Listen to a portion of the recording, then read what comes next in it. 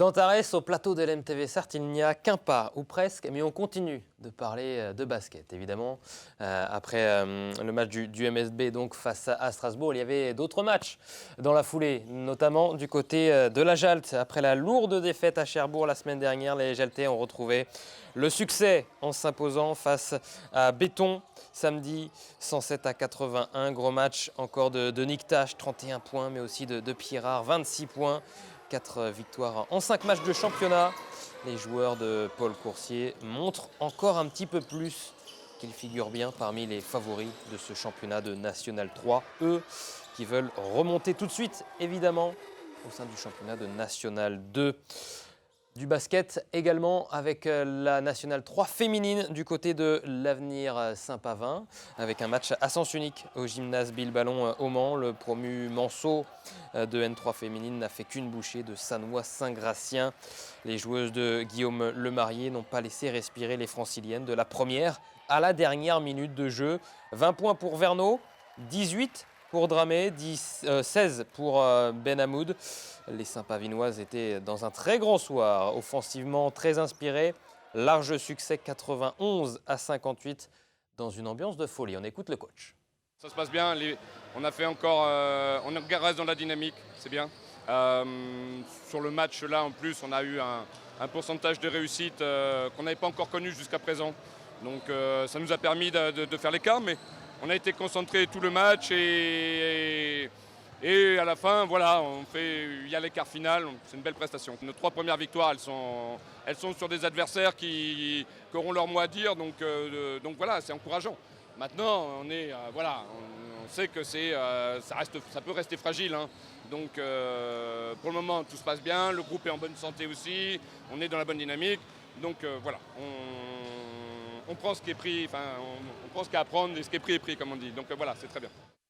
Du football à présent avec un non-match. Voilà comment a décrit le coach Manceau la prestation de ses joueurs vendredi. Que cette énorme claque nous serve de leçon, a ajouté Réginald Ray, une claque dans le sud à Martigues. Défaite 4-0 du Mans FC vendredi. Le Mans n'a malheureusement pas existé.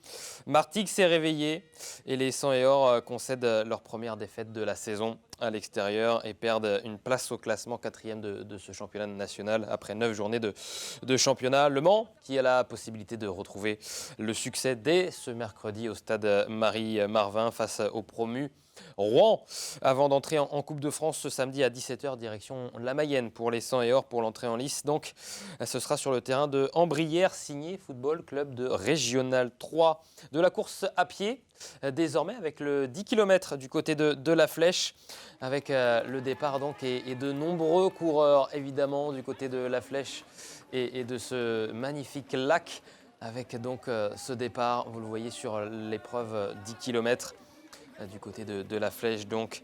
Et la victoire, on va la voir. Ce garçon a été plus fort que tout le monde avec l'arrivée d'Alex Ngouari Mouissi, qui est le tout premier à descendre sous les 30 minutes donc sur ce 10 km de la Flèche. La 2e place pour gagner du SCO Angers, la 3e pour Ben Nkainouch de Alès, avec donc ce temps de référence, donc ce nouveau temps de référence, ce record sur le 10 km de la Flèche pour Alex Ngouari Mouissi de l'équipe A3T qui réalise la magnifique performance 29 minutes et 44 secondes. On va l'écouter, l'athlète, c'est parti. Ça va, facile. Le parcours est bon, c'est du plat. Je suis venu avec l'objectif de battre le record de la compétition, c'est fait. C'était à 30-21. Là, je ramenais ça à 29-43. Donc, objectif atteint. J'ai essayé de répéter ce que j'ai fait aux entraînements, d'être régulier pendant 7 km en 2,50 au kilo, et je l'ai fait. Vers la fin, j'ai essayé de craquer un peu parce que les douleurs au niveau des périocytes qui me dérangent. Quand il y a la fatigue, ça fait très très mal. Mais j'ai maintenu la course jusqu'à la fin. Voilà, un joli succès le jour même où le record du monde du marathon a été battu d'ailleurs. Les records sont tombés aussi bien du côté de la flèche que sur le marathon. Il y avait évidemment la course féminine qui se déroulait en même temps que les garçons. Et on a vu la victoire donc, de Charlène Étoile qui s'impose, elle, en 36-27. La deuxième place, c'est pour Provost en 37-04. À noter donc la troisième place aussi pour Loriou qui vient donc chercher cette troisième place sur le podium en 37-17. On va écouter Charlène Étoile, vainqueur de ce 10 km de la flèche. Je fais un chrono un peu inespéré. Je venais franchement pas pour le chrono. Je venais pour retrouver des sensations et puis pourquoi pas gagner parce que je suis chez moi quand même. Tout le public était avec moi donc ça porte, ça fait du bien. Je reviens de loin. J'ai fait une grosse saison hivernale avec mon club après avoir mis au monde mes 2 petits loups. Et on a traversé une période difficile dans la famille en saison estivale. J'ai couru avec les jambes. J'avais plus la tête, plus le cœur à ça. Et je pense que j'ai accumulé beaucoup de fatigue. J'ai eu un petit pépin au genou au mois d'août. J'ai coupé, après j'ai eu le Covid, là tout juste récemment là, au mois de septembre. Et j'ai tout coupé, je me suis bien reposée et là je repars. Je suis en pleine forme, j'ai les jambes, la tête, le cœur, mais pas du tout l'entraînement. Et c'est pour ça le chrono il est inespéré parce que je ne pensais pas du tout vers ça.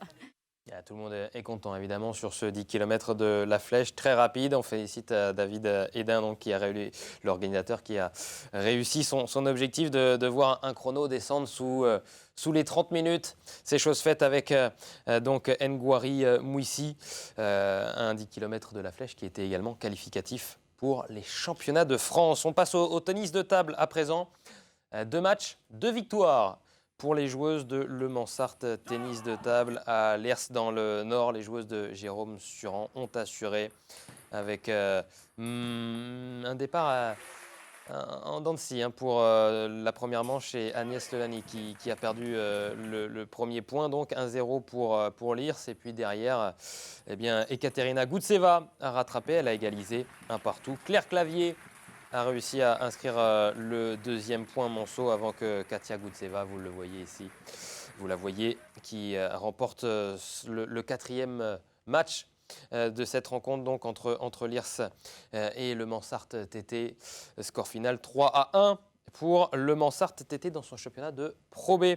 Vous l'avez peut-être entreaperçu, Laurent Brochard, oui, vous ne rêvez pas, au sommet de la plus haute marche du podium. Et il revêtit un nouveau maillot de champion du monde. Et oui, le Sartois, 26 ans, après son titre acquis sur la route, c'était à Saint-Sébastien en 1997. Eh bien, Laurent Brochard est de nouveau champion du monde. Cette fois, pas sur le cyclisme sur route, mais sur le gravel, une discipline à mi-chemin entre le cyclisme sur route et le VTT. Il est champion du monde donc en Italie dans la catégorie 55-59 ans. Bravo à Laurent Brochard, évidemment. Tout de suite, la carte des sports.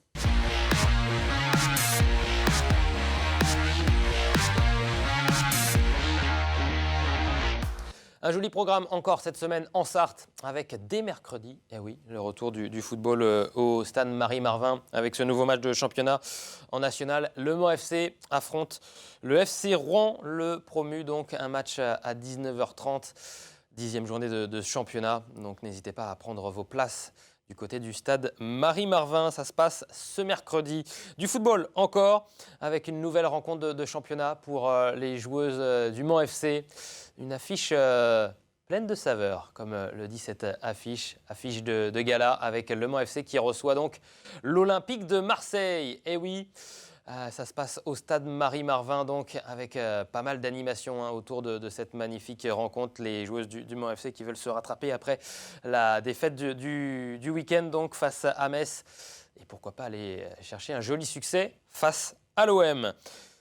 On part du côté de Saint-Marc-d'Outillet avec un cyclocross après celui de Parigné-l'Évêque ce dimanche. On se dirige vers Saint-Marc-d'Outillet. Peut-être qu'on aura un petit peu plus frais. C'est vrai que ce week-end, c'était particulier, ce cyclocross sur le sec. Et donc là, on aura un nouveau cyclocross à Saint-Marc-d'Outillet, 12h30, les jeunes et les dames. Et à 15h, les U19, les U23 et les seniors, avec donc départ 15h organisé par le Brett Sportif. Du cyclisme encore, avec une jolie randonnée, la Roger Leget du côté de Beaufait. donc avec un départ à 8h30, un magnifique parcours proposé sur les chemins très vallonnés de Beauvais. N'hésitez pas à vous rendre sur place avec notamment ce projet caritatif autour de mécénat chirurgie cardiaque qui tient cher évidemment à Roger Leger, figure emblématique du cyclisme sartois. Donc cette magnifique randonnée du côté de Beauvais, la Roger Leger, ça se passe ce dimanche à partir de 8h30. Là aussi, vous pouvez encore vous inscrire. Et puis, la 5e édition du Trail de l'Antenne de Maillé, ça se passe ce dimanche avec plein de nouveautés. Le 10 km, le 21 km, des parcours tout nouveaux.